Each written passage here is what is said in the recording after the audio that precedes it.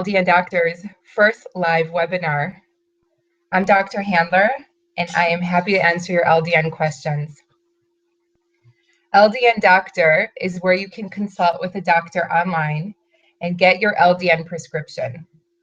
We are experienced US licensed physicians. We are quick and secure and affordable. We save you time because you're talking to a doctor online, just like you are right now with me. So you can still submit questions for me to answer either on LDN Doctor Facebook page or here on the live chat. So I'd like to start off by telling you a little bit about myself. I studied medicine at Rush Medical College in Chicago, and then I did my residency at Aurora in Milwaukee, Wisconsin. I am always looking for better tools for my patients, especially those suffering from chronic diseases. And I learned about LDN at a functional medicine conference. Since then, I've had the privilege of working with LDN Doctor and seeing my patients' symptoms of pain and fatigue disappear. LDN has quickly become my favorite medical tool. So let's get started here. We've gotten a bunch of questions. Thank you all for sending in these great questions. We'll get started here. The first question is from Jeremy. So Jeremy wants to know, what is LDN most commonly used for? And what does taking LDN do for people with these illnesses? Okay, so first, I would like to summarize how LDN works. LDN works by blocking opioid receptors for an intermittent blockade, lasting about 3 hours. The body then senses a shortage of endogenous opiates due to this blockade, and it therefore increases its own production. Also, the sensitivity of the opioid receptors is enhanced in order to try and capture more naturally produced opiates, also known as endorphins. The body's immune system is in this way regulated. So what is it commonly used for? A host of diseases and symptoms. We use it for Hashimoto's and a range of other thyroid issues. We use it for MS, for inflammatory bowel diseases, including Crohn's and ulcerative colitis. We use it for Parkinson's. We use it for psychiatric issues like depression and anxiety. We use it for autism. We use it for a host of autoimmune diseases. And it's also been shown to have therapeutic benefit for cancer patients. It's also used for fibromyalgia and for chronic fatigue and a host of other things as well. And allergies as well. So what does taking LDN do for people with these illnesses? Okay, so what LDN does is it often decreases flares. For instance, patients with MS or patients with Crohn's or UC flares, it decreases their flares and can often put them into remission. It decreases pain. It helps people with insomnia. It decreases anxiety. It energizes. And like I said, it regulates the immune system. So we also see improvements on lab work. We see trending down of autoantibodies and so on. Okay, I hope that answered that question. Our next question is from Sue. And she asks, why can't I take LDN with an opiate? Is there anything else I can't take with LDN? And if I need a painkiller, what can I take? Okay, so like I explained, LDN, low-dose naltrexone, blocks opioid receptors. So to take it with an opiate is not a good idea because in essence, what you're doing is you're blocking receptors and then putting a medication into your system that your body can't absorb. So it can cause symptoms like flushing, diarrhea, nausea, vomiting. You just want to avoid opiates when you're taking LDN. Is there anything else I can't take with LDN?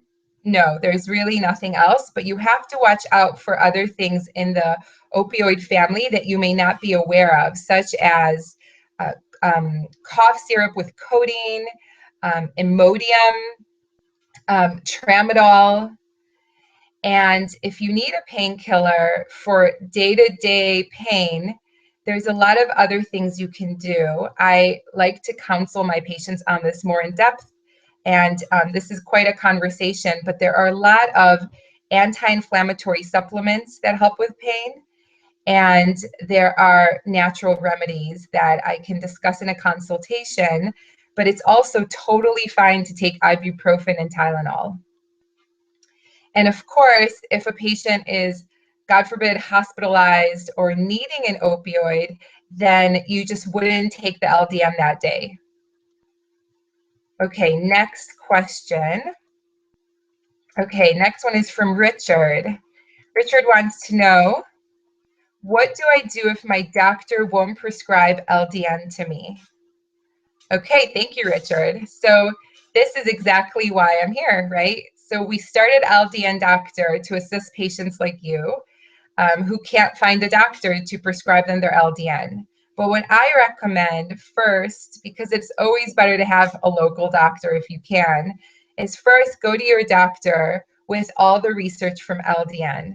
A great site is ldnscience.org. That's our sister site. And on this site, there's a wonderful video that explains what LDN is, and it lists a lot of the research.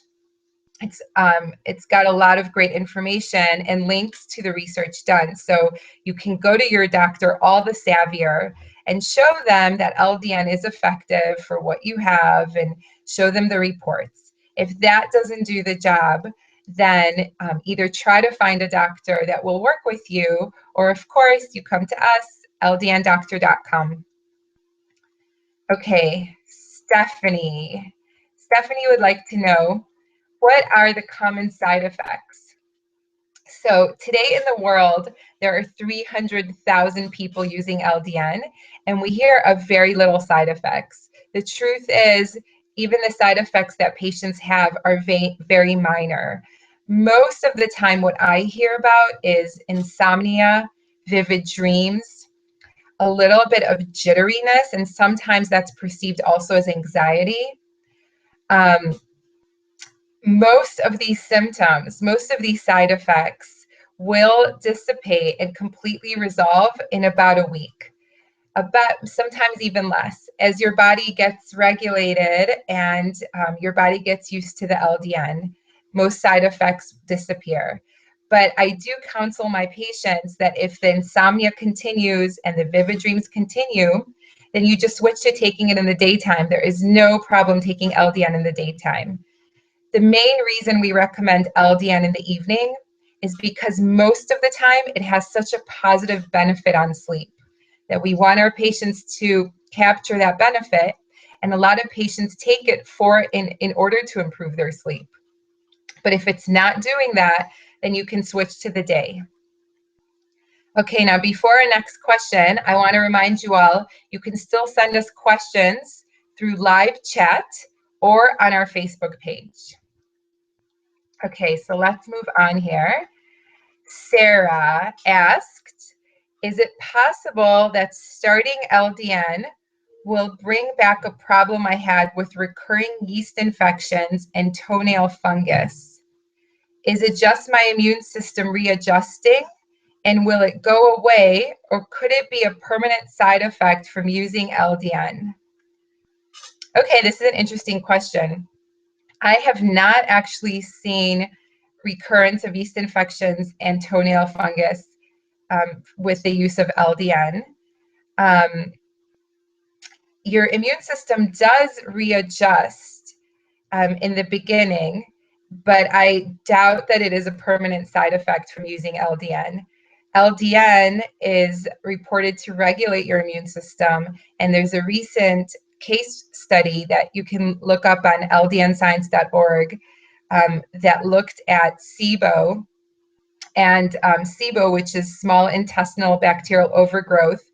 It was it was believed that LDN could help with that. So my assumption would be that with yeast infections, with fungal overgrowth and toenail fungus, also fungal overgrowth, it would have a similar benefit. Okay, so for those of you who have just joined us, welcome.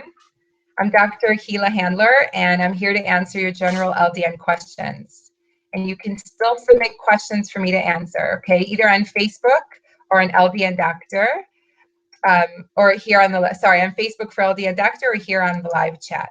Okay, so next question, Navita. Navita wants to know if the LDN dose should be based on weight, and how to dose LDN. Okay, so there are some opinions that adjusting the dose for each patient should be done by weight. And this certainly makes sense in children. In adults, you may experience a lot of variation in metabolic rate.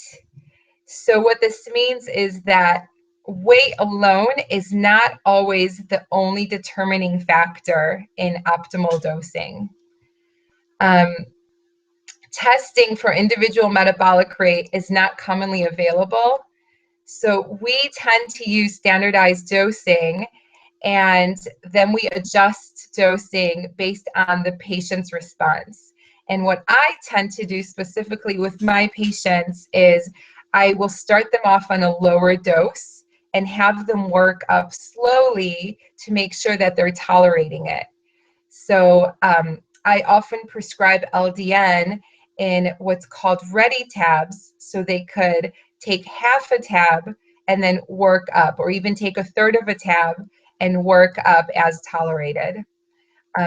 Every patient is very individual with dosing.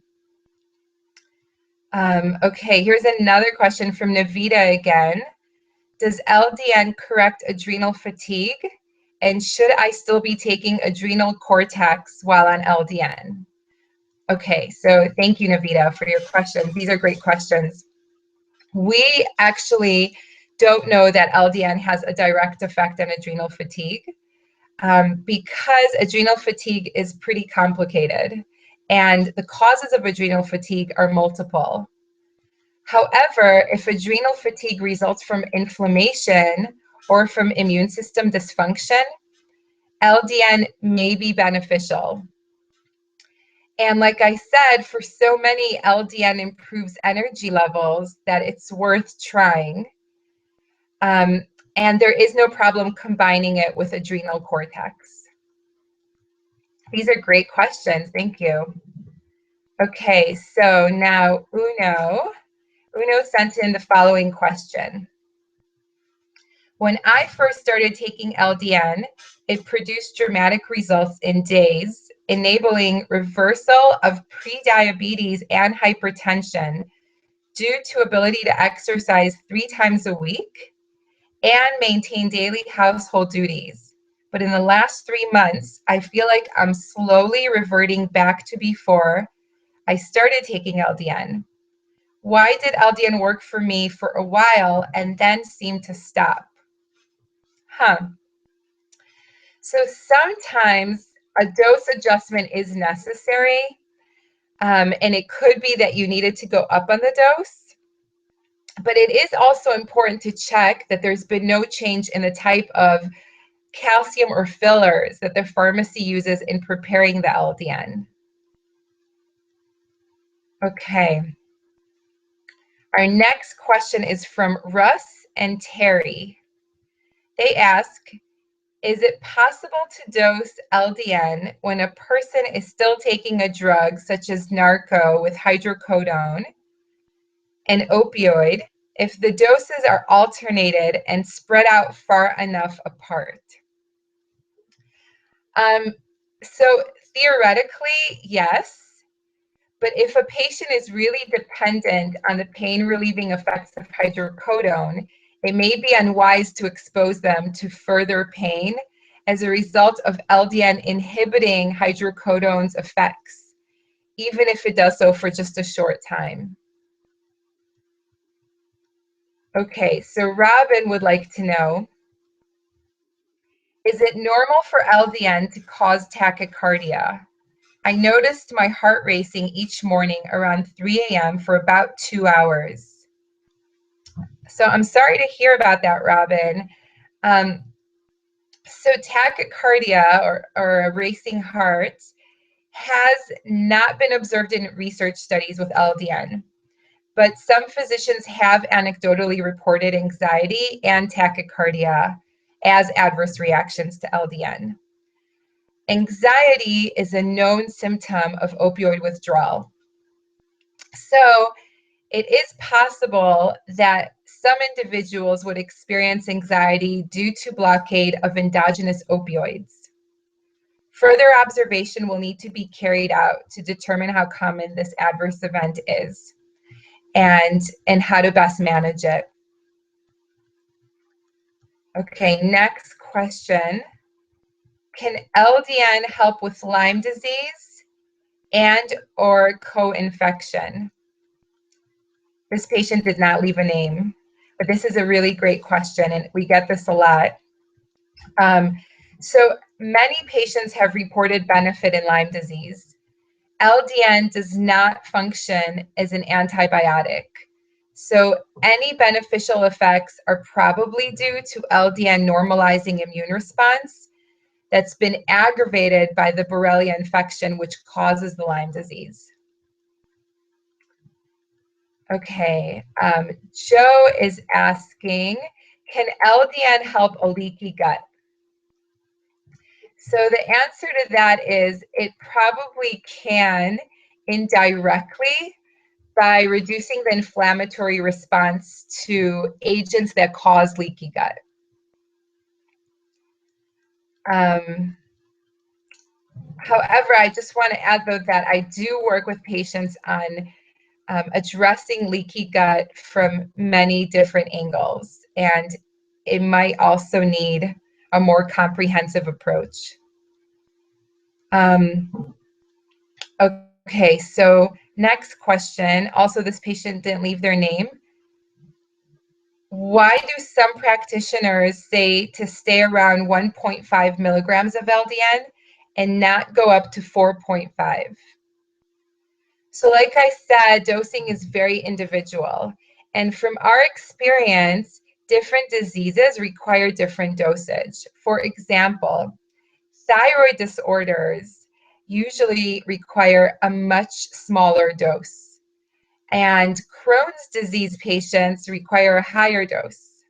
So it really depends on the disease. And like I said before, on the metabolic rate of the patient. And the best way to figure this out for you is to start low and work your way up slowly. And that's what I do with most of my patients. Okay.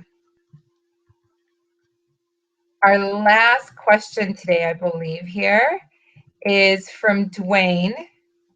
Dwayne wants to know, how long should one wait with a lower dosage, 2 milligrams, before moving up and trying the 4.5 milligram dosage? Oh, good, Dwayne, you were listening. So great. And then the follow-up to that is it normal to have some signs of dizziness from LDN? And will increasing the dosage make that worse? Okay, so I usually recommend to stick to the lower dose for a week. And then if symptoms start to improve, to stay at that dose, because if symptoms are improving on the lower dose, then you probably don't need to move up. But if after a week you feel absolutely nothing at the lower dose, then try to move up, and you can move up slowly by 1 milligram, or you could just go on up to the full 4.5 milligram dose and see how you do. And then the question about dizziness, I haven't actually seen dizziness as a side effect of LDN, but it could be that if there's some tachycardia, or it could be a little bit of jitteriness. I've had jitteriness reported, so it's possible, but I haven't seen dizziness reported. And as far as if the dosage will make that worse, that is why I recommend starting at the lower dose and then seeing how you tolerate it.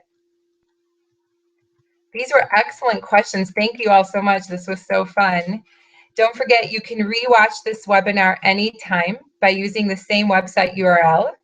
Also, this will appear on our website at www.ldndoctor.com and on LDN Doctor's Facebook page.